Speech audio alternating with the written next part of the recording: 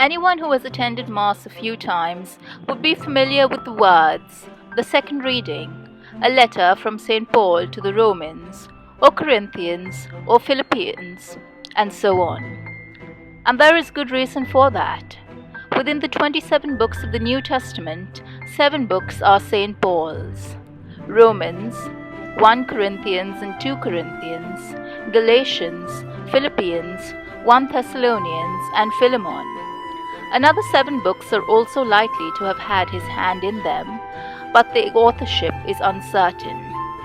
This means that a large part of the New Testament was written or dictated by this saint.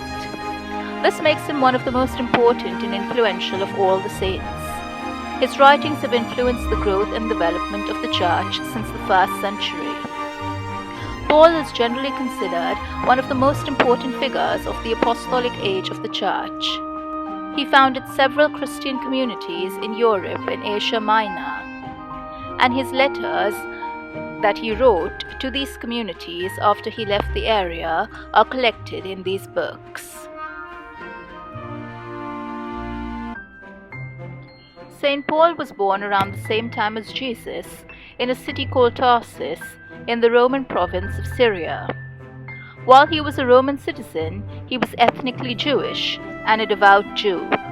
This might explain his 2 names, for although popular tradition has it that he took the name Paul after his conversion, most people of that era and that area had 2 names, a Hebrew one, in his case Saul, and a Greek one, Paul, because he was a Roman citizen. Since he mostly moved among the Gentiles after his conversion, that is, people who were not Jewish and therefore more familiar with the Greek language, it would naturally make sense for him to use the easier Greek name. St. Paul grew up in Jerusalem and was brought up by leading authorities in the Jewish religious establishment, that is, the Sanhedrin. During his early life, he was a member of the Pharisees, a group of Jewish people who administered the law.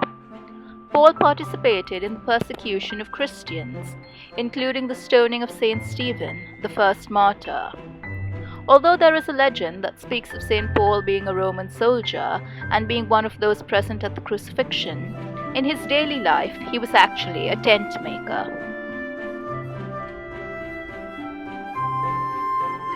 He converted around 33 AD. While on the road to Damascus, he experienced a powerful vision from the Acts.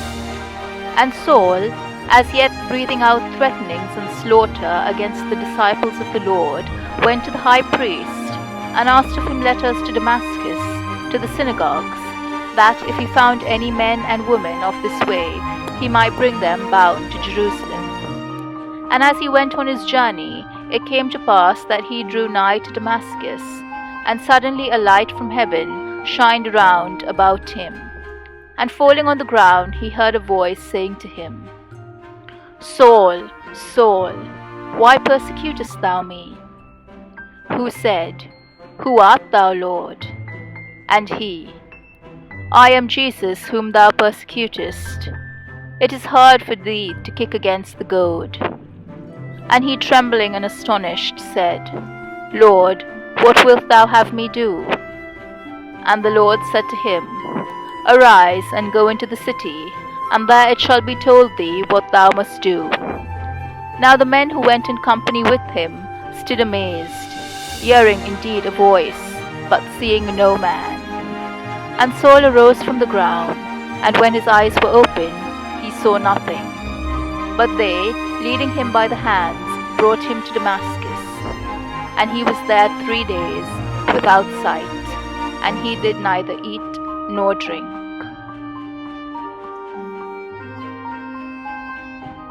Once he converted, no one worked harder to spread the faith than Paul. He traveled and wrote extensively, teaching the doctrine of atonement. That is, Christians are freed from sin due to Jesus' death and resurrection. St. Paul had a conservative view on the role of women in society, and his views played an important part in the Church adopting male hierarchy in terms of power.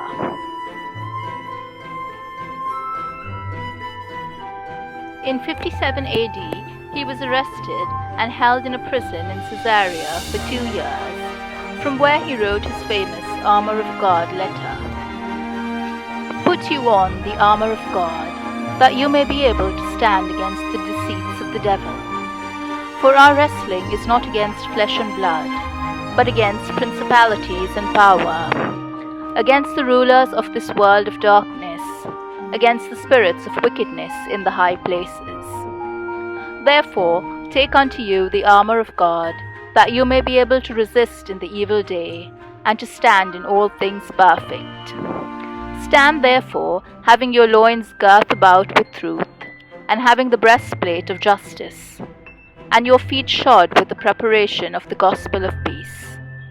In all things taking the shield of faith, wherewith you may be able to extinguish all the fiery darts of the most wicked one. And take unto you the helmet of salvation, and the sword of the Spirit, which is the word of God.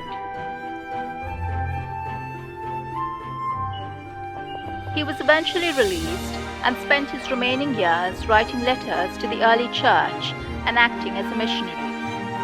Details about his death are uncertain, but tradition suggests he was beheaded, probably in Rome, around 64 to 68 AD.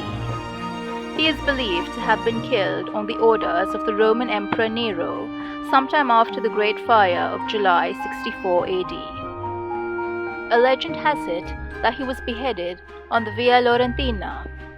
According to this legend, after Paul was decapitated, his severed head rebounded 3 times, giving rise to a source of water each time it touched the ground. This is why the place was given the name San Paolo alle Tre Fontane, St. Paul at the 3 Fountains. It is also believed that Paul's body was buried outside the walls of Rome, at the 2nd mile on the Via Ostienses. It was here in the 4th century that the Emperor Constantine the Great built the first church. Then, between the 4th and 5th centuries, it was considerably enlarged by successive emperors. The present-day Basilica of St. Paul outside the walls was built there in 1800. In 2002, a marble sarcophagus inscribed with the words Paolo Apostolo Mart, Paul Apostle Martyr, was discovered during excavations around the Basilica of St. Paul outside the walls. In June 2009, it was announced that the sarcophagus contained pieces of incense, purple and blue linen, and small bone fragments. The bone was radiocarbon dated to the 1st or 2nd century. The Vatican believes these findings support the conclusion that the tomb is Paul's. St. Paul is the patron saint of missionaries, evangelists, writers, journalists, authors, public workers, rope and saddle makers, and tent makers. His feast day is on June 29th, which he shares with St. Peter. He is also honored on other days, that is, January 25th for his conversion, February 16th for his shipwreck, and November 18th for the dedication of his basilica.